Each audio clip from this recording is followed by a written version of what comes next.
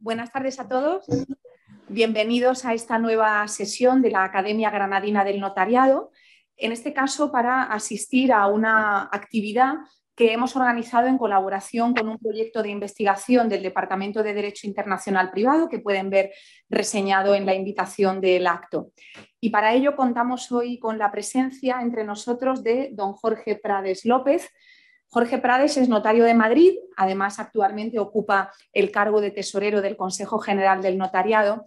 y quienes tenemos la oportunidad, hemos tenido, de compartir con él este tipo de tareas corporativas, conocemos el extraordinario compromiso con el que Jorge asume cualquier tipo de actividad que se le encomiende y, sobre todo, conocemos su enorme grado de compromiso, no solamente profesional, que también, sino personal y familiar, con esta materia tan sensible que es la protección en todos los órdenes de las personas menores de edad. Y precisamente para hablarnos de algo relacionado con esta materia tenemos el honor de contar con él esta tarde en esta casa. Para hacer su presentación voy a ceder la palabra al director de la Academia Granadina del Notariado, Antonio Juan García Amezcua.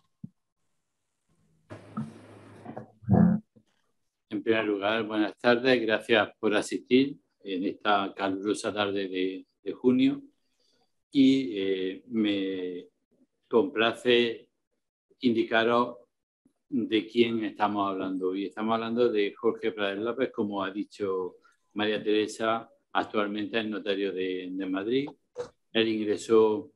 en el Cuerpo de Correos de Comercio en el año 1994, pero posteriormente hizo oposición entre notarios en el año 2005 y desde hace algunos años el notario de Madrid. Ha sido corredor de comercio colegiado en Ellín, en Gijón y también actualmente tiene su despacho en Madrid. Ha preparado oposiciones a corredor de comercio a otros aspirantes. Destaca su labor docente, puesto que ha sido profesor en varias actividades, en la Fundación Escuela de Negocios en Asturias, en la Business School, también en la Escuela Diplomática, en la Escuela Militar de Intervención y en el Máster de Derecho de la Empresa de ICADE. Desde el año 2019 y en el año 2020 ha sido profesor asociado de la Facultad de Derecho de ICADE. Cuenta con distintas publicaciones, tanto en obras colectivas como en los aspectos normativos destacados de titulación en instituciones de derecho privado, como en artículos de revista, sobre todo en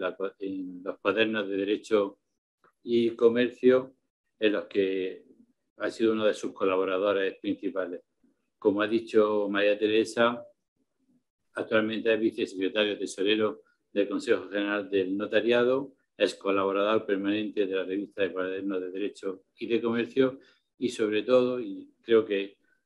es de justicia destacarlo aquí, lo que destaca es, aparte de su labor profesional y su labor docente y su labor investigadora, su labor humana. Es presidente de la Asociación de Familias para la Acogida, que es una asociación declarada de utilidad pública y que tiene como fines valorar, sostener y difundir la protección de los menores en todas sus formas legales, la acogida familiar de adultos y la promoción de la acogida de menores discapacitados. Para que podáis conocer un poco más de esta asociación, os invito a visitar la página web www.familiasacogida.es. Sin más, no me queda cuestión que dedicar un minuto más a destacar cuál es el título de la conferencia, que es la protección del menor extranjero desde la perspectiva notarial, con una especial referencia a la situación de Ucrania. Así que, Jorge, tienes la palabra. Pues muchísimas gracias por vuestras palabras. Lo primero, agradecer pues, este espacio en la asociación, más allá de que, en fin, espero que sea interesante la conferencia, en la asociación, en Familias para la Acogida, muchas veces nos decimos que bastaría todo el esfuerzo por encontrar una familia, ¿no?, para la acogida de algún menor que esté tutelado por la Administración. Espero que este espacio sea un motivo para que desde el ámbito del notariado podamos proteger en esta esfera personal de la mejor manera posible a los niños y niñas y adolescentes pues, que están en España, nacionales o no, y que... ¡Ay, perdón! Así mejor, sí, perdonad. Bueno, pues decía que más allá de que espero que resulte interesante la conferencia, que sea ocasión, este espacio es de agradecer y todo lo que sea generar un debate y un foro donde tratar de hacer una reflexión sobre cómo el notariado puede proteger de la mejor manera posible a los niños que están en España, pues es siempre un aliciente muy grande. La conferencia lleva por título efectivamente la protección del menor extranjero desde la perspectiva notarial, con especial referencia a la situación de Ucrania, y la finalidad de esta conferencia, o esta es mi intención, es la de destacar y dar cuenta de la importante contribución que el notariado puede y debe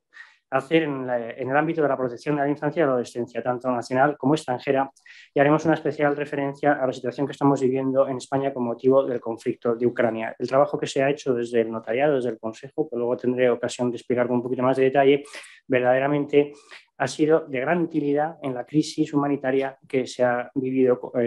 con motivo del desplazamiento de tantos niños y niñas, en torno a 40.000 desde Ucrania. Voy a tratar de estructurar la conferencia en tres partes. Una introducción que tiene por objetivo destacar las dos premisas o evidencias esenciales que a mi juicio inspiran la Convención sobre los Derechos del Niño de Naciones Unidas, de las que derivan a su vez las correspondientes obligaciones para los Estados. Dichas premisas y las correspondientes obligaciones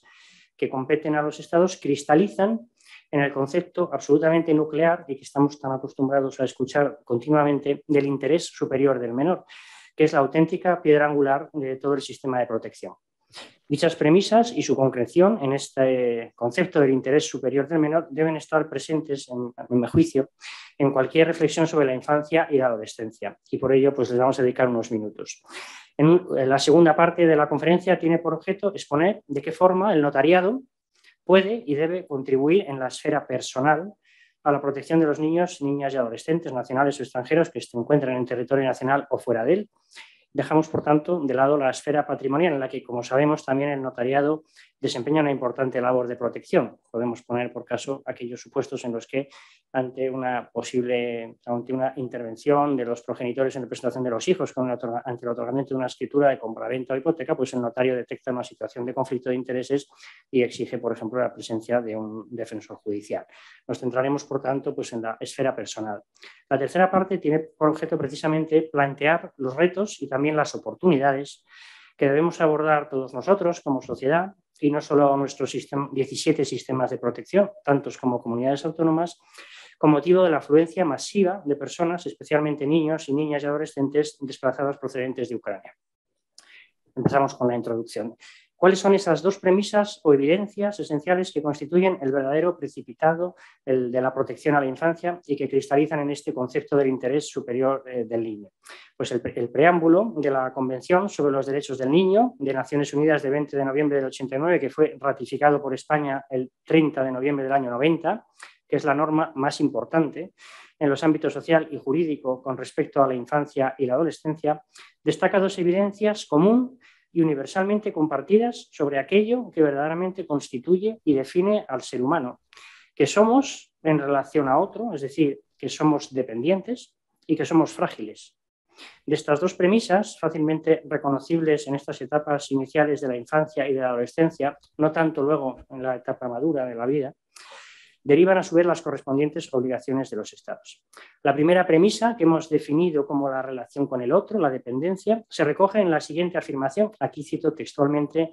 el preámbulo de la Convención. Dice: la familia es el grupo fundamental de la sociedad y el medio natural para el crecimiento y el bienestar de todos sus miembros. Y por ello, sigue el preámbulo de la Convención, el niño, para el pleno y armonioso desarrollo de su personalidad, debe crecer en el seno de la familia, en un ambiente de felicidad, amor y comprensión. A mí esto me encanta, ¿no? Que una exposición de motivos de una ley nos diga a los juristas que tenemos que ser felices, querernos y comprendernos, porque si no nuestros niños no pueden crecer en ese ambiente que merecen, pues ya es un aliciente. Y la segunda conclusión que se saca de la primera premisa es que la familia debe, también dice el preámbulo, recibir la protección y asistencia necesarias para asumir plenamente sus responsabilidades dentro de la comunidad. De esta primera premisa, la dependencia, la relación con el otro, derivan pues dos obligaciones para los Estados. La segunda premisa que hemos definido como de fragilidad se recoge en la siguiente afirmación también del preámbulo de la Convención. El niño carece de madurez física y mental y por ello necesita protección y cuidados especiales, incluso la debida protección legal, tanto antes como después del nacimiento. De esta segunda premisa, la fragilidad, deriva pues esta obligación para los Estados. ¿En qué consiste pues el interés superior del niño? Que, como hemos apuntado anteriormente, nace y se inspira en estas premisas antes reseñadas y que es, por tanto, la piedra angular sobre la que descansa todo el sistema de protección. Señala también el apartado primero del artículo 3 de la Convención que en todas las medidas concernientes a los niños que tomen las instituciones públicas o privadas de bienestar social, los tribunales, las autoridades administrativas o los órganos legislativos, una consideración primordial a que se atenderá será el interés superior del niño. Es importante destacar que en dicho artículo no se menciona explícitamente a los progenitores. La propia Convención prevé, eso sí, en el párrafo primero in fine de su artículo 18, que su preocupación, la de los progenitores, fundamental será el interés superior del niño. En la Observación General 14 de mayo del año 13 del propio Comité de Naciones Unidas de Derechos del Niño sobre el derecho del niño a que su interés superior sea una consideración primordial, se hace un análisis jurídico detallado del alcance que debe darse a esa definición de aquellas entidades que están específicamente sujetas al deber general de tener debidamente en cuenta el interés superior del niño, que, repito, son las instituciones públicas o privadas de bienestar social, las tribunales, las autoridades administrativas y los órganos legislativos, pero no específicamente los progenitores. Se presume que los progenitores actúan en interés de sus hijos. También la Ley Orgánica 1/96 de 15 de enero de protección jurídica del menor, modificada esta última tanto por la Ley Orgánica 8/2015 como la 26/2015, ambas de modificación del sistema de protección a la infancia y a la adolescencia, que junto con el Código Civil o legislación foral aplicable constituye el principal marco regulador de los derechos de las personas menores de edad y les garantiza una protección uniforme en todo el territorio del Estado, prevé en esa misma línea de la Convención que todo menor tiene derecho a que su interés superior sea valorado y considerado como primordial en todas las acciones y decisiones que le conciernan, tanto en el ámbito público como privado. Y en la aplicación de la presente ley y demás normas que le afecten, dice la propia ley orgánica, así como las medidas concernientes a los menores que adopten las instituciones públicas o privadas, los tribunales, vuelve a insistir, los tribunales, los órganos legislativos, primará el interés superior de los mismos sobre cualquier otro interés legítimo que pudiera concurrir. Y añade algo más sobre su contenido. En concreto, interesa destacar de dicha norma los criterios generales de interpretación y aplicación en cada caso del interés superior del menor contenidos en el artículo 2, que tras la nueva redacción introducida en este punto por la Ley Orgánica 8/2015 a la que antes hacíamos referencia, se contempla el interés superior del menor desde un triple contenido, como derecho sustantivo, como principio general interpretativo y como norma de procedimiento. Esto ocurre con muy pocas instituciones en el ámbito jurídico, que es simultáneamente derecho sustantivo, un principio de interpretación de todo el bloque de normativo y también una norma de procedimiento en sí misma. La letra C del apartado 2 establece a los efectos referidos de la interpretación y aplicación en cada caso del interés superior del menor, y esto es lo que es verdaderamente esencial a los efectos de esta conferencia, la conveniencia de que su vida y desarrollo tenga lugar en un entorno familiar adecuado y libre de violencia. Añade, se priorizará la permanencia en su familia de origen y se preservará el mantenimiento de sus relaciones familiares, siempre que sea posible y positivo para el menor. Y añade, en caso de acordarse una medida de protección, se priorizará el acogimiento familiar frente al residencial. Todo esto es esencial como punto de partida para ver cómo se desempeña la labor del notario cuando en la documentación que ha de intervenir está en juego la guarda de un menor. Entramos, por tanto, en la segunda parte de la conferencia, con esta conciencia última de cuáles son las verdaderas necesidades de las familias y de los niños y las correspondientes obligaciones de los Estados y su concreción en el concepto del interés superior del niño.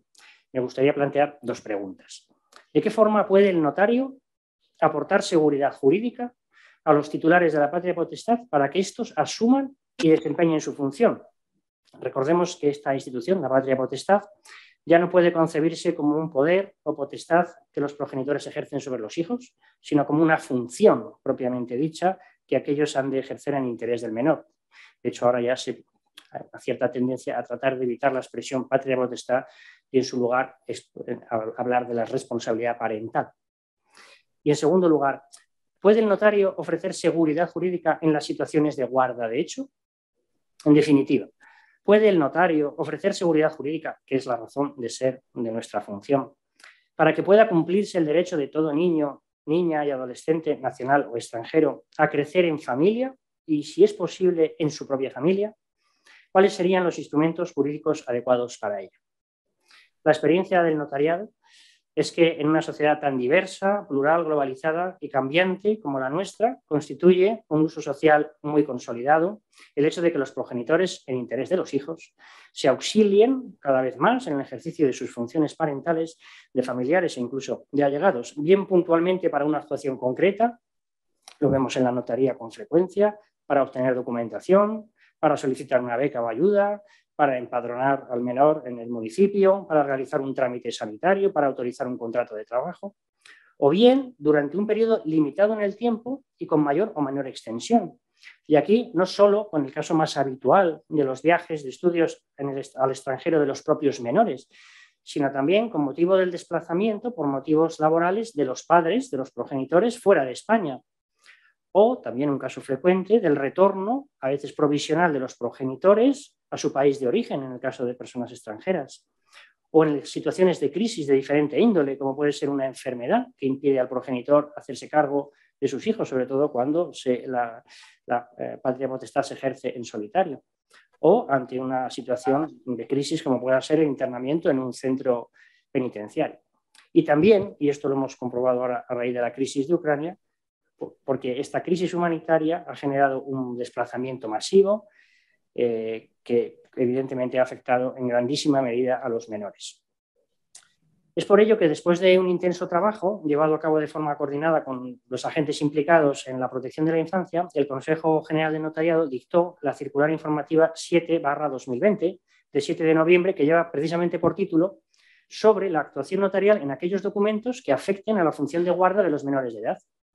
Esta circular trata de dar pautas y criterios para que el notario, en el ejercicio de su función pública de servicio a las personas, en especial aquellas más vulnerables y necesitadas de protección, ofrezca, mediante el instrumento público que autorice, la solución jurídica más adecuada a las legítimas pretensiones que le planteen los ciudadanos en relación a la guarda de un menor de edad. Y primero, de la forma más uniforme y eficaz posible, que el documento sea reconocido por todas las administraciones y sea eficaz, sirva para aquel motivo porque ha generado su otorgamiento. Segundo, esté ajustado al nuevo enfoque de la construcción del edificio de los derechos de la infancia y la adolescencia. Y tercero, muy importante, esté coordinada con la Fiscalía y la correspondiente entidad pública de protección de menores en el caso de que se aprecie cualquier situación actual o potencial de desprotección. Los dos ámbitos que contempla la circular, la esfera privada de ejercicio de la patria potestad y el sistema de protección propiamente dicho, responden precisamente a las dos premisas esenciales que inspiran la Convención sobre los Derechos del Niño de Naciones Unidas, de las que derivan a su vez las obligaciones para los Estados, a las que antes nos referíamos. Los documentos a que se refiere el primer ámbito, la autorización de viaje fuera del territorio nacional, la delegación de guarda entre titulares de la patria potestad, el poder especial para los actos concretos y la novedosa, digamos así, escritura de auxilio o extensión de la guarda,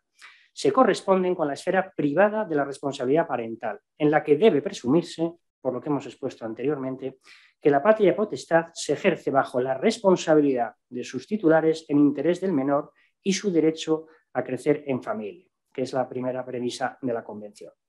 En esta línea, la circular contempla la posibilidad de que él o los titulares de la patria potestad, siempre en interés de sus hijos menores de edad y bajo su responsabilidad, puedan auxiliarse en el ejercicio de la función de guarda de familiares e incluso de allegados, no solo mediante el otorgamiento de poderes especiales para actos concretos, sino también mediante su encomienda de forma transitoria, justificada y con todas las garantías a favor de un determinado familiar o allegado que acepte formal y expresamente auxiliar a ese progenitor o a esos progenitores que le hacen tal encomienda, sin que exista en ninguno de estos supuestos, a priori, desprotección del menor, ni riesgo ni desamparo, ni tampoco guarda de hecho, propiamente dicha, ya que la persona que ejerce el auxilio dispondrá de un título plenamente legitimador y eficaz. De lo anterior resulta que es necesario dejar de concebir el auxilio en el ejercicio de la patria potestad, con todas las garantías y en los términos antes expresados, como una guarda de hecho. El familiar o allegado designado ya no es un mero guardador de hecho, sino un auténtico representante del menor con la extensión, mayor o menor, que libremente hayan determinado los titulares de la patria potestad en atención a esas circunstancias especiales que han sobrevenido. A estos efectos interesa recordar que la circular 8/2011 de 16 de noviembre de la Fiscalía General del Estado sobre criterios para la unidad de actuación especializada del Ministerio Fiscal en materia de protección de menores, hoy ya, por cierto, un poco desfasada, pero que en lo que ahora nos interesa es plenamente aplicable, define la guarda de hecho como aquella situación en la que una persona asume funciones de protección respecto de un menor de edad o de un incapaz, decía lógicamente en la redacción del año 2011, sin que concurra un específico deber establecido por el ordenamiento jurídico.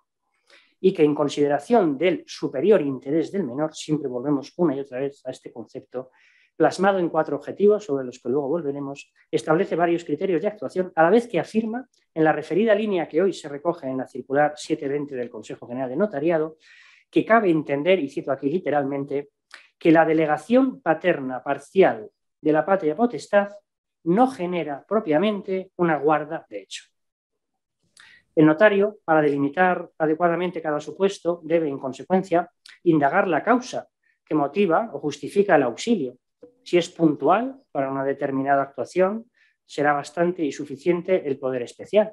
Pero si se desprende razonablemente del conjunto de las circunstancias concurrentes la imposibilidad del ejercicio de la guarda por parte de sus titulares de una forma general y más prolongada en el tiempo, debe acudirse a la escritura de extensión auxilio. E incluso me atrevería a decir que esta medida es hasta preferente a la posibilidad de la guarda administrativa voluntaria, que también está prevista en el Código Civil, y cuando los progenitores ceden la guarda a la entidad pública encargada de la protección de la infancia de la comunidad autónoma respectiva. Esta última debe otorgarse la extensión o el auxilio en el ejercicio de la patria potestad, en todo caso por ambos progenitores, pues afecta, como es evidente, al ejercicio extraordinario de la patria potestad, y por el familiar guardador o el allegado. Para esta decisión, como para cualquier otra que afecte a los hijos, los progenitores han de ejercer su función en interés del menor y sujetos a la obligación contenida en el artículo 154 infine del Código Civil, que dispone que si los hijos tuvieran suficiente madurez, deberán ser oídos siempre antes de adoptar decisiones que les afecten. Como es lógico que los padres hayan tenido que oír a sus hijos para la toma de esta o de cualquier otra decisión que les afecte, no convierte el otorgamiento en un procedimiento administrativo, judicial o de mediación en el que deba entrar en juego el derecho del menor a ser oído y escuchado en los términos más estrictos previstos en el artículo 9 de la Ley Orgánica 196, sobre la que luego volveremos, puesto que la decisión compete en exclusiva y bajo su responsabilidad a los progenitores en el ejercicio de su patria potestad. Lo contrario sería hacer patología de la normalidad, alterando el principio de subsidiariedad de la intervención del Estado frente a la responsabilidad parental.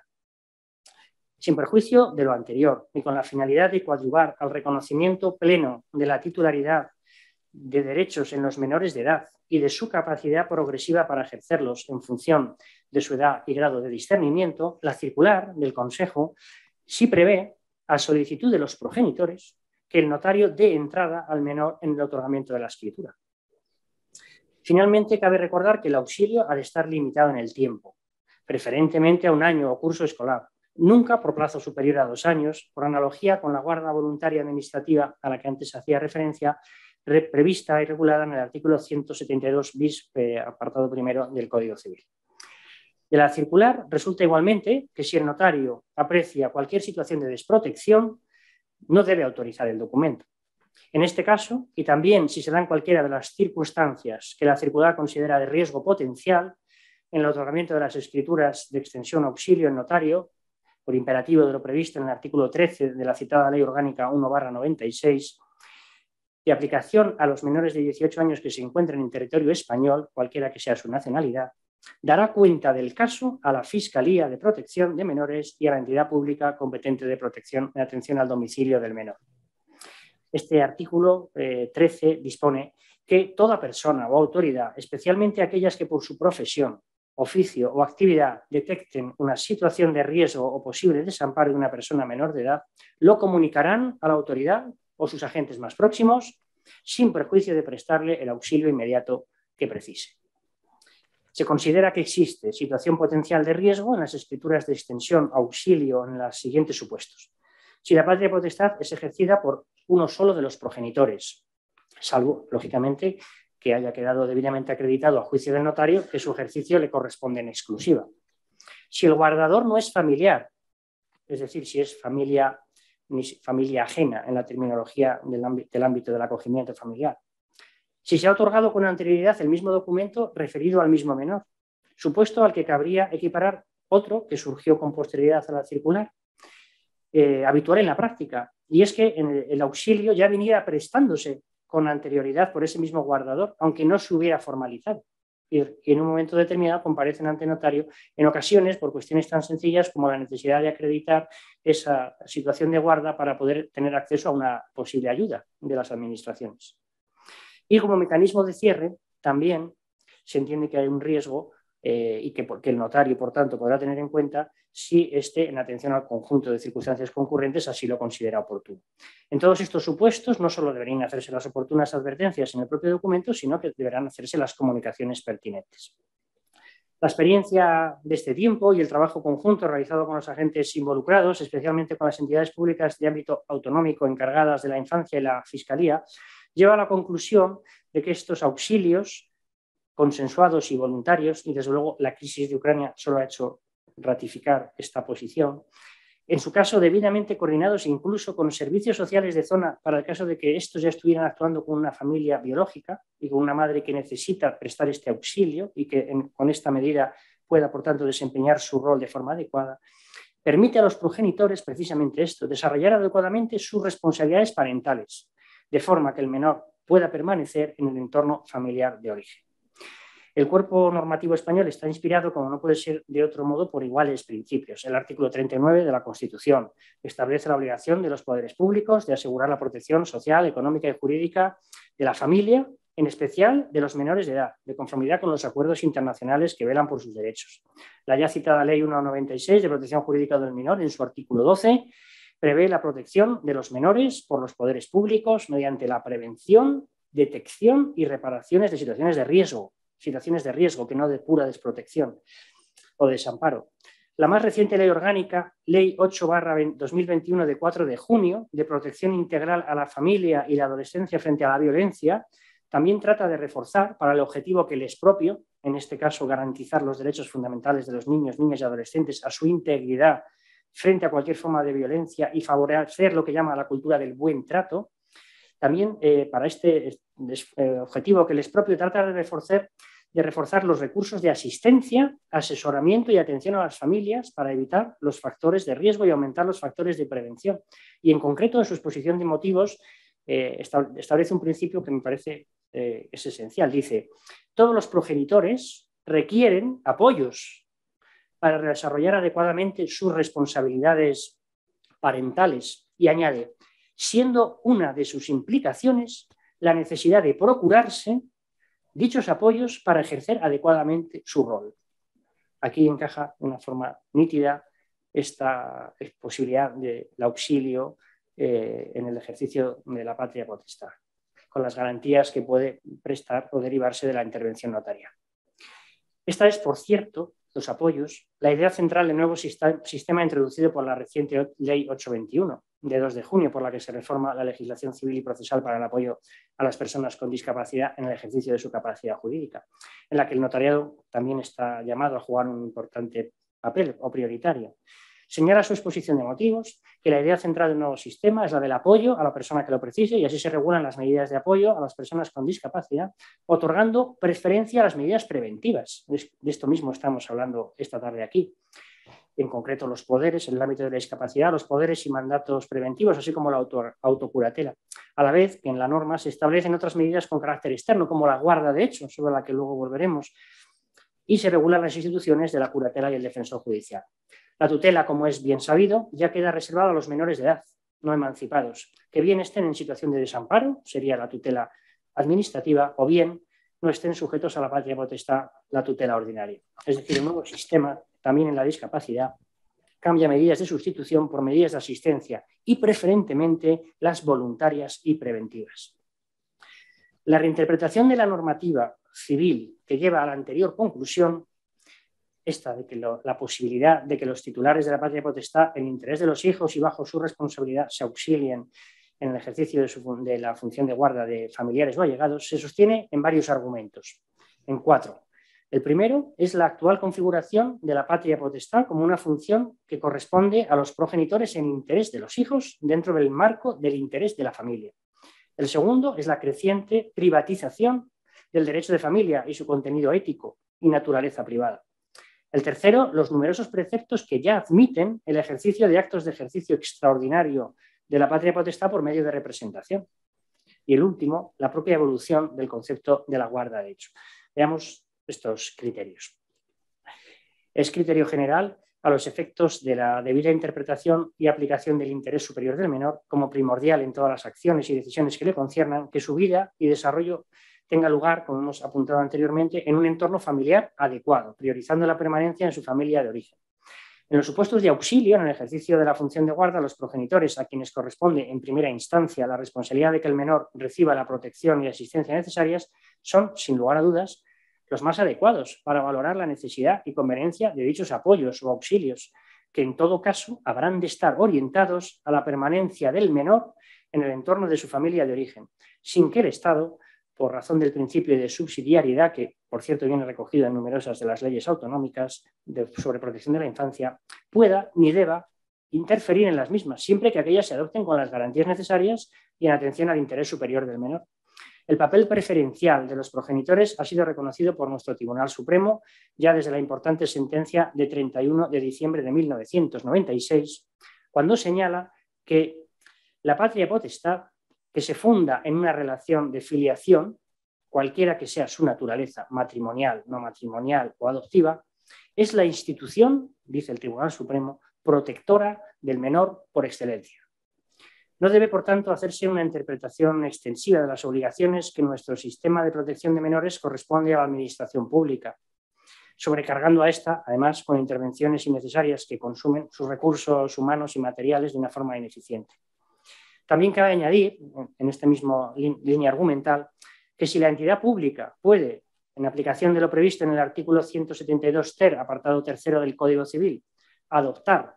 en relación con el menor en acogida familiar o residencial, cuando sea conveniente a su interés, estancias, salidas de fines de semana o vacaciones con familias o con instituciones dedicadas a estas funciones, con mayor razón, parece, podrán los titulares de la patria potestad auxiliarse en su ejercicio para alguna actuación concreta o de forma justificada y siempre temporal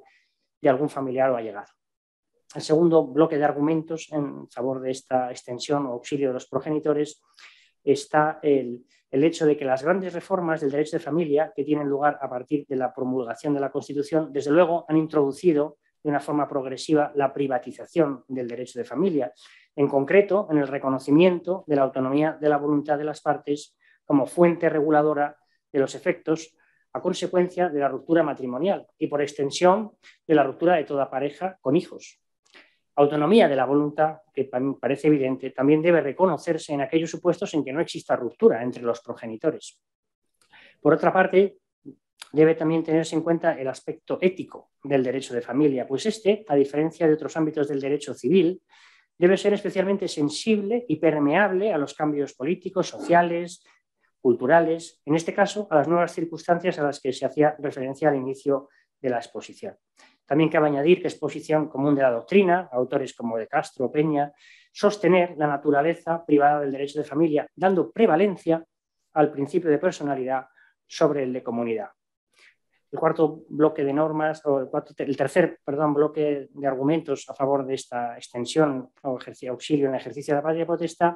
lo constituyen los diversos preceptos que ya admiten hoy en nuestro ordenamiento el ejercicio de actos de ejercicio extraordinario de la patria potestad por medio de representación.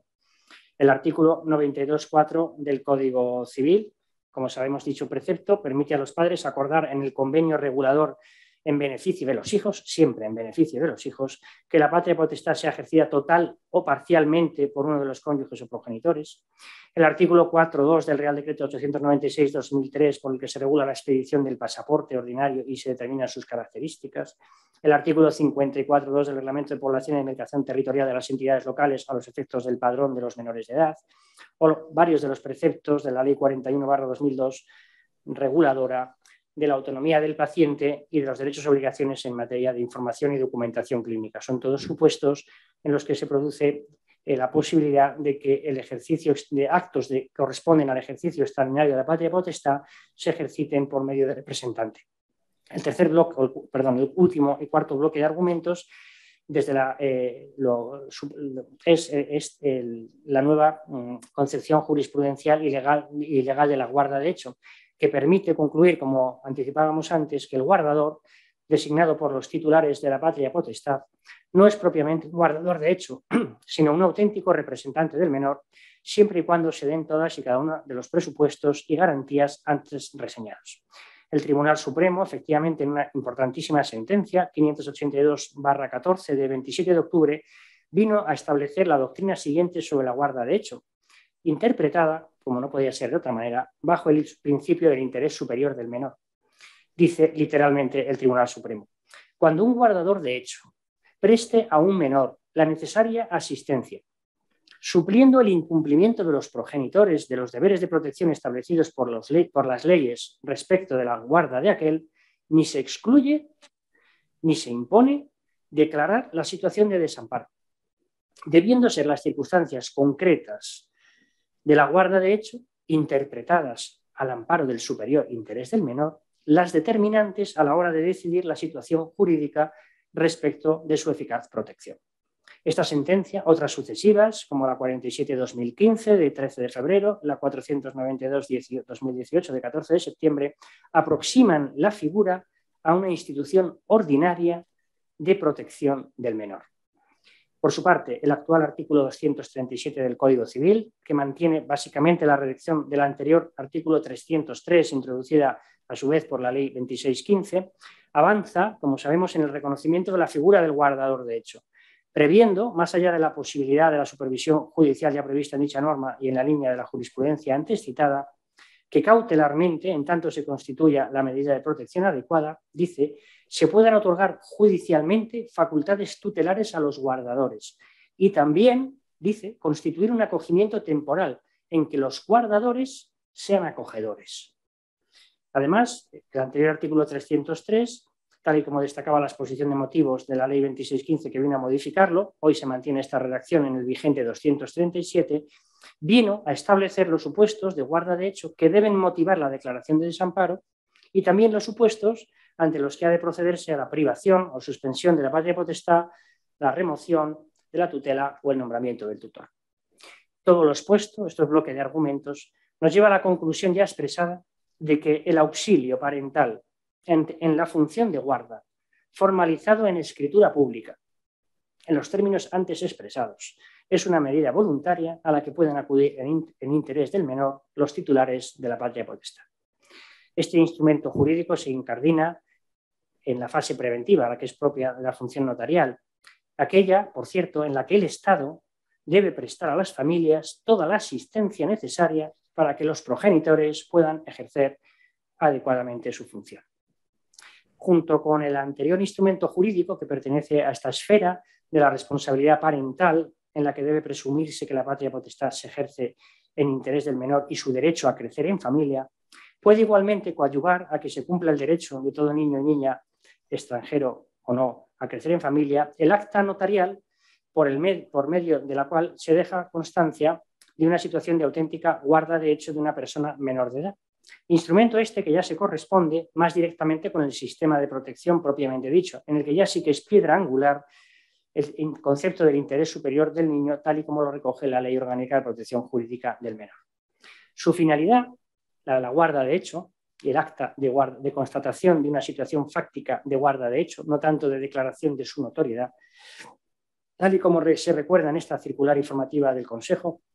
no es otra que aportar seguridad jurídica. En el caso de guardas altruistas, al dotar al guardador de hecho de un documento que, sin ser título legitimador, porque no puede serlo, le permite justificar la situación fáctica, hasta que la autoridad judicial o la entidad pública valore la conveniencia de establecer las correspondientes medidas. Y en el caso de guardas de hecho que pudieran ser irregulares, porque la actuación del notario, su documentación y ulterior comunicación a la Fiscalía permite que ésta o las entidades públicas encargadas de la protección de la infancia y la adolescencia puedan supervisar y, en su caso, adoptar las medidas oportunas para la protección del menor. Interesa en este punto destacar esos 4 objetivos que deben concurrir en la guarda de hecho para que, según la circular antes referida 8/2011 de la Fiscalía General del Estado, pueda entenderse a salvo el interés superior del menor. Los 4 objetivos son los siguientes: que los menores afectados sean cuidados por personas idóneas, que puedan proporcionarles seguridad y perspectivas de futuro respetando su derecho a la estabilidad familiar. Segundo, que se preserve el vínculo de apego que pueda haberse generado entre el menor y sus guardadores. Tercero, que se evite que a través de vías de hecho se consoliden fraudulentamente vínculos con menores desamparados sin respetar las exigencias legalmente establecidas para garantizar la idoneidad de guardadores, acogedores y adoptantes. Y cuarto, que se promueva la seguridad jurídica, evitando zonas de penumbra y situaciones confusas. Por eso el acta notarial de las guardas de hecho genera esta seguridad jurídica que es absolutamente prioritaria tratándose de la infancia. Y evitamos sobre todo el gran riesgo de la infancia, que es las situaciones de invisibilidad, que es la situación peor posible en el caso de los niños y las niñas. Interesa destacar que la circular del Consejo también recoge, dentro de los instrumentos públicos notariales propios de la esfera de protección propiamente dicha, otro de la mayor trascendencia, aunque quizá se use poco, que es la escritura de designación preventiva de guardador por el titular o los titulares de la patria potestad. Como sabemos, el testamento o el documento público notarial de nombramiento de tutor, ahora en los artículos 201 y 202 del Código Civil, permiten nombrar de forma también preventiva a un guardador provisional, normalmente coincidirá con el tutor, para que actúe como guardador en el periodo de tiempo que necesariamente transcurre del fallecimiento de los 2 progenitores o del último de ellos hasta que la autoridad judicial nombra al tutor, evitando así un vacío en la guarda de los menores. Abordamos ya la tercera y la última parte de la conferencia, que, como decíamos, tiene por objeto plantear los retos y también creo que las oportunidades que debemos afrontar como sociedad, no solo nuestros 17 sistemas de protección, uno por cada comunidad autónoma, con motivo especialmente del desplazamiento y de la afluencia masiva de personas, especialmente niños y niñas, que provienen de Ucrania. Interesa hacer una breve exposición del marco legal en el que se está produciendo la acogida de la población desplazada desde Ucrania, de la que, según los datos, un porcentaje elevado, en torno al 40%, son menores de edad. Por tanto, en torno a 40.000 menores han entrado en España desde que empieza la guerra la invasión de Ucrania el 24 de febrero. Es el equivalente a la infancia protegida de nuestro país. Justo 40.000 niños o niñas en España están sujetos a alguna medida de protección. El 4 de marzo del 22, el Consejo Europeo, en su formación de Justicia y Asuntos de Interior, aprobó la decisión de ejecución 2022/382, por la que se constata la existencia de una afluencia masiva de personas desplazadas procedentes de Ucrania, en el sentido del artículo 5 de la Directiva 2001/55, con el efecto de que se inicia la protección temporal. Esta protección temporal, como sabemos, permite a los ucranianos desplazados, también porque así lo ha extendido el Gobierno de España, a nacionales de otros países que residieran en Ucrania y no hubieran podido regresar a su país de origen, residir, trabajar o estudiar en la Unión Europea 1 año, prorrogable hasta 3, sin tener que pedir asilo. La directiva, la 2001/55, relativa a las normas mínimas para la concesión de protección temporal en caso de afluencia masiva de personas desplazadas y a medidas de fomento de un esfuerzo equitativo entre los Estados miembros para acoger a dichas personas y asumir las consecuencias de su acogida, que ese es el título que lleva la directiva, se incorporó a nuestro ordenamiento interno a través del reglamento de igual nombre aprobado por un decreto 1325 ya del año 2003. la orden ya reciente 169/22 de 9 de marzo, por la que se desarrolla precisamente este procedimiento para el reconocimiento de dicha protección temporal, establece en su artículo 2 que el procedimiento se iniciará a solicitud de la persona interesada y en lo que ahora nos interesa, prevé en el número 4 que en el caso de los menores de 18 años que estén acompañados por algún adulto, la solicitud será presentada por, dice literalmente, la persona responsable de aquellos. Esta previsión, al referirse con bastante poca precisión jurídica, pero por motivos comprensibles, a la persona responsable, ya nos pone en la pista de que las situaciones en las que los menores han llegado a España son muy diversas. En la mayoría de los casos están acompañados de un único progenitor, como sabemos la madre, porque de hecho había imposibilidad de que los varones pudieran salir de Ucrania. Otras veces de su tutor, en ocasiones de un familiar o incluso de un allegado que puede o no contar con algún tipo de autorización o delegación por parte de los progenitores o del tutor. Y en otras ocasiones, verdaderamente las menos, carecen de acompañante alguno. Estos casos han sido realmente menores ya de 16 o 17 años en su mayoría y han sido escasos, ¿no? Bueno, después de un amplio intercambio de opiniones y propuestas en la Conferencia Interautonómica de Infancia, que reúne en el Ministerio de Derechos Sociales a todos los directores de infancia y familia de las 17 comunidades autónomas, y también de las aportaciones que se han realizado en diferentes mesas de trabajo con participación de muchas entidades sociales dedicadas a la protección de la infancia, algunas de ellas que trabajan allí in situ, en la propia zona de crisis, se han publicado por algunas de estas comunidades autónomas sus correspondientes protocolos de actuación. Pues bien, en concreto, en el protocolo de la Comunidad de Madrid, que es el que voy a comentarles,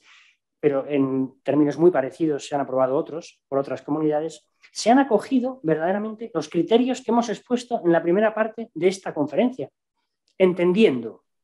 tanto que cabe la posibilidad de la representación legal de los menores por un familiar e incluso por un adulto, si ello queda debidamente acreditado y se formaliza con las debidas garantías, como que la guarda, de hecho,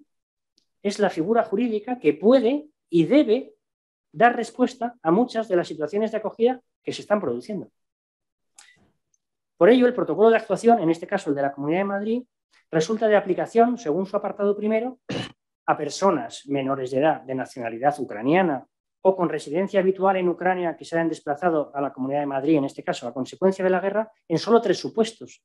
El de los niños ya acogidos con anterioridad, que han venido solos, pero una familia que ya les había acogido con anterioridad, el de las guardas, de hecho, y el de los menores no acompañados.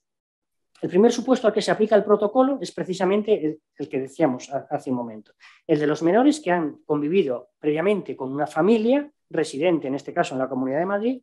ya sea en el marco del procedimiento de desplazamiento temporal de menores extranjeros por motivo de vacaciones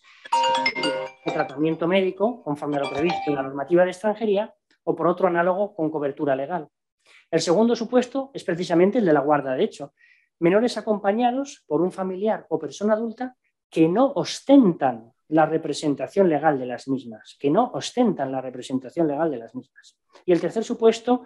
los MENAS, que en el caso del protocolo de la Comunidad de Madrid se les ha optado por llamar menores sin referente familiar. Como resulta con meridiana claridad de este protocolo y de algunos similares de otras comunidades, si existe el documento que dé literalmente la expresión que usa en este caso la Comunidad de Madrid es cobertura legal a la convivencia de la persona menor de edad desplazada con la persona adulta o familia y éste se considera suficiente, en tal caso la Administración, salvo que existan, por supuesto, indicios de delito, no abrirá expediente alguno. Es decir, juega aquí el principio de subsidiariedad al que antes nos referíamos, al reconocer la Administración, a nuestro juicio de una forma totalmente acertada, que el guardador designado por los titulares de la patria potestad no es propiamente un guardador de hecho, sino un auténtico representante del menor, siempre y cuando lo sea con todas y cada una de las garantías necesarias, entre las cuales está evidentemente la intervención notarial. Lo que subyace, volvemos al origen, al principio de la conferencia, no es otra cosa que la actual configuración de la patria potestad como función que corresponde a los progenitores en interés de los hijos dentro del marco del interés de la familia, según hemos dicho al principio. Pero también reconoce dicho protocolo de actuación que la guarda de hecho de la persona menor de edad no solo es una figura admisible o residual, como se la ha venido tratando hasta la fecha, desde luego ya no en el ámbito de la discapacidad, como enseguida veremos, sino que también es necesaria en casos como el que nos ocupa, por cuanto permite y ha permitido encauzar situaciones verdaderamente altruistas, como las vividas a raíz del conflicto de Ucrania y el desplazamiento a España de miles de menores de edad, constituyéndose como una medida de protección en sí misma, ciertamente sujeta a revisión y siempre de carácter temporal, a diferencia de lo que ocurre con la guarda de hecho de las personas con discapacidad, que como sabemos es una medida informal y estable de apoyo. Recordemos en esta línea del papel que puede jugar la guarda de hecho de menores, ya expuesto en la primera parte de la conferencia, que en el ámbito de la discapacidad se ha producido, con la reforma operada por la Ley 8/21, un cambio de valoración de esta figura de la guarda de hecho de personas con discapacidad, al serle reconocido, como señala la doctrina más autorizada, por fin el merecido protagonismo que hasta ahora se le había negado. La guarda de hecho está llamada a jugar un papel esencial en el nuevo sistema de la protección de las personas con discapacidad. Y ya sabemos que la Fiscalía, tuvimos ocasión de verlo en el Congreso de Málaga, está derivando hasta hacia figura muchos supuestos que antes se resolvían de otra manera. También tenemos aquí los notarios un reto por delante que habrá que resolver. Pues bien, el protocolo de la Comunidad de Madrid prevé en los casos de menores acompañados por un familiar o persona adulta que no ostente la representación legal de las mismas, y aquí distingue dos supuestos, bien por ausencia del documento que dé cobertura legal, a la convivencia, o bien porque éste sea insuficiente a la hora de su valoración, que se procederá aquí y así, porque aquí ya hay una guarda, de hecho, a la apertura del expediente de protección, y añade el protocolo de actuación, que en caso de que no se evidencie ninguna situación de riesgo o desprotección de la persona menor de edad desplazada, y aquí cito ya literalmente, se mantendrá la situación de guarda de hecho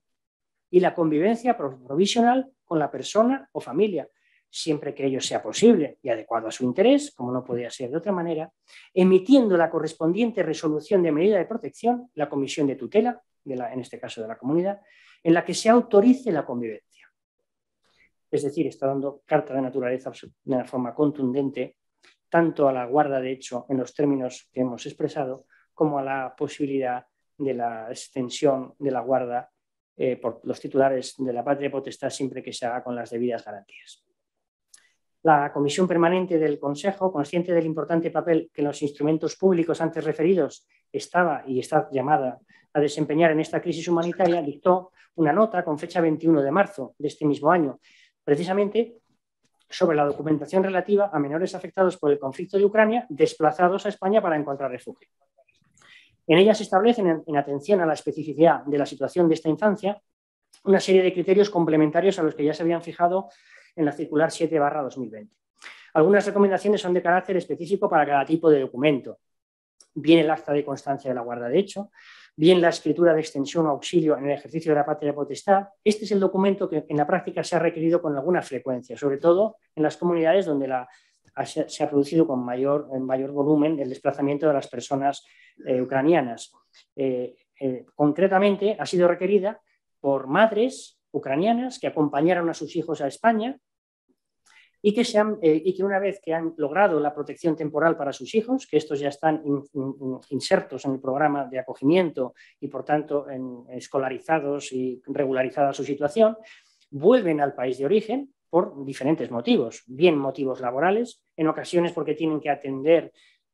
muchas veces a familiares que no han podido desplazarse por motivos de enfermedad o porque son personas mayores, y acuden al notario, y así ha ocurrido en varias ocasiones, a otorgar esta escritura de extensión, que precisamente genera esta seguridad jurídica que no hubiéramos podido ofrecer si hemos de acudir o les enviamos al sistema de protección, que no podría haber resuelto esta situación. Hay otras recomendaciones en esta nota que son de carácter general, pues detallar en la parte expositiva del documento las circunstancias personales y familiares del menor o de los progenitores, las razones que hacen necesario el otorgamiento, dejar constancia, que esto también es de gran utilidad y nos lo solicitó la propia Administración, cualquier mediación que hubiera existido por parte de cualquier organización no gubernamental en la búsqueda de una familia de acogida, reproducir el documento de identificación del menor. Aquí esto es esencial, ¿no? Trasladar este dato esencial de que lo que hay que evitar es la invisibilidad de la infancia. Cuando se desplaza infancia sin documentación, son menores altamente vulnerables. Es absolutamente esencial la labor que podemos hacer en las notarías, en estos casos que se nos requiera, para que queden introducidos en el sistema. También solicitar la certificación acreditativa de la inexistencia de antecedentes penales y delitos de naturaleza sexual del guardador, que es un requisito esencial en cualquier proceso de idoneidad de cualquier comunidad autónoma para hacer un acogimiento familiar. Y en el caso de que sea necesario el traductor, que es en todos los casos, la prudencia, advirtiendo al notario, al traductor, de la responsabilidad en la que pudiera incurrir, incluso penal, en caso de falta de concordancia entre la traducción y la voluntad del otorgante que usted recogida en el instrumento. Se recuerda también en dicha nota que es especialmente trascendente en todos los casos que afecten a la infancia desplazada por el conflicto de Ucrania que las autoridades públicas tengan conocimiento de la situación de los menores, bien sea a través del documento notarial una vez autorizado o bien en los casos de que se detecte menores no acompañados o cualquier situación de desprotección a través de la comunicación que el notario tiene que hacer en cumplimiento de lo previsto en el artículo 13 de la Ley Orgánica de Protección Jurídica del Menor. Quisiera también trasladar en esta parte final de la conferencia algunas de las conclusiones y recomendaciones que resultaron de la jornada de reflexión sobre los menores afectados por el conflicto de Ucrania desplazados a España para encontrar refugio, organizada por el propio Consejo General del Notariado el pasado 13 de mayo en Madrid, con presencia de cualificados representantes de las administraciones competentes a nivel estatal, del Ministerio, de las comunidades autónomas, de los ayuntamientos, también de diversas entidades del tercer sector de protección de la infancia. Contamos con la presencia de la Plataforma de Infancia, de representantes de Save the Children, de UNICEF, asociaciones de familias acogedoras como ASEAF, la Judicatura, el fiscal de sala coordinador de menores, que también estuvo presente. Y en concreto, los participantes en esta jornada coincidieron en lo siguiente, y ya con esto termino,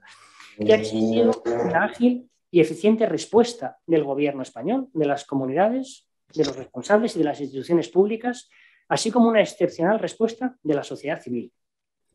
Que nos encontramos ante la ocasión de consolidar, fortalecer y avanzar en el sistema de protección de la infancia en nuestro país. Que es necesario profundizar en la seguridad jurídica como principio vertebrador del sistema de protección y que ello exige tanto garantizar un diagnóstico adecuado de la situación de vulnerabilidad de los niños, niñas y adolescentes, como atender al interés superior del menor. Esto último evitando la confusión con otras situaciones, como el asilo, y manteniendo la coordinación con el país de origen para favorecer el regreso cuando la situación lo permita. Entre las recomendaciones de esta jornada de reflexión que tuvimos recientemente en el Consejo está la necesidad de que el Gobierno adopte las medidas jurídicas que sean necesarias para clarificar la forma en que podrá prorrogarse la protección temporal por el plazo de un año, de que disfrutan los menores ucranianos refugiados en España, al ser el conocimiento de dicha circunstancia determinante para su integración. Muchos de ellos seguramente se quedarán en España, o para favorecer el retorno a su país para el reencuentro con sus familias, o para la planificación de su vida, en todo caso. Igualmente para la adecuación del sistema de protección, que ha hecho un esfuerzo enorme para acoger a tantísimas familias. Y también, entre las recomendaciones, está, sin lugar a dudas, el mayor impulso institucional que debe darse al acogimiento familiar, que debe ser la estructura básica del sistema de protección de la infancia. En relación a esto último, ahora ya como presidente de Familias para la Acogida, si me permite, Teresa, porque muchas de las reflexiones vienen un poco de la mano, ¿no? Verdaderamente la experiencia de la acogida como presidente de esta asociación, pues también, y a su vez el papel, ¿no?, que desempeñamos día a día en la notaría, pues ha sido, pues, en mi caso concreto, pues de enorme utilidad, ¿no? Y entonces sí quería hacer esta última reflexión y trasladar este último punto que hacíamos referencia antes, ¿no? La realidad es que la extraordinaria respuesta de la sociedad española frente a la violencia a la que se han visto sometidos los niños y niñas ucranianos desplazados a España es la definitiva confirmación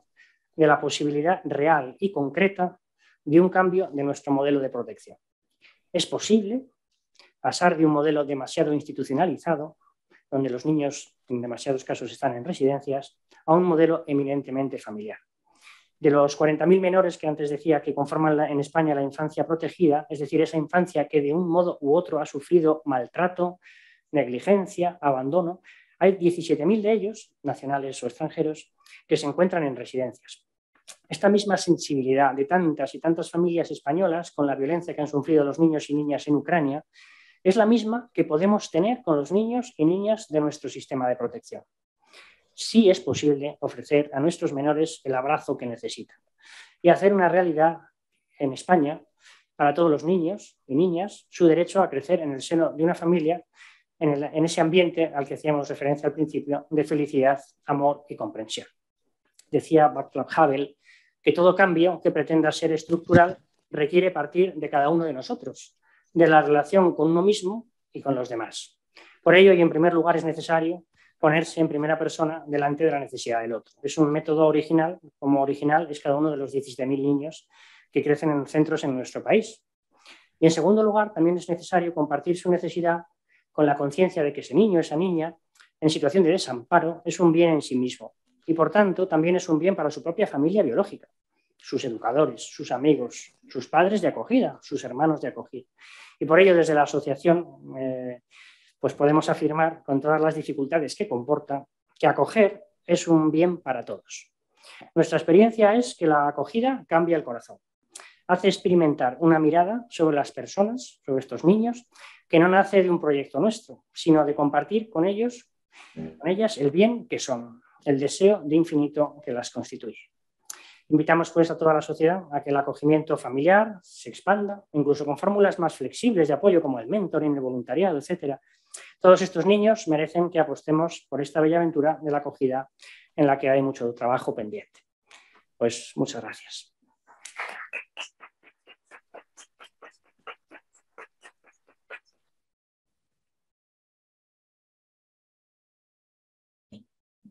Muchísimas gracias, Jorge. Quiero agradecer en nombre del Colegio Notarial, de su academia, creo que comparto este pensamiento sin duda con su director aquí presente, el esfuerzo que has hecho por venir, por compartir con todos nosotros, en primer lugar, el enfoque jurídico. Jorge es autor, directamente autor de esos instrumentos que han salido del Consejo General del Notariado por su conocimiento profundo de esta materia. Y también agradecerte de que hayas compartido esa otra vertiente, ese otro enfoque más personal, ligado con tu compromiso personal y familiar con esta cuestión y que sin duda nos ha enriquecido mucho. Agradezco a todos los presentes que hayáis estado aquí, a los que estáis físicamente en el colegio, a los que nos han acompañado también telemáticamente a través de la retransmisión de esta sesión. Y con esto creo que podemos dar por concluida la sesión y pasamos ahora a seguir dialogando sobre esta cuestión y otras con una copa en la mano. Muchas gracias a todos.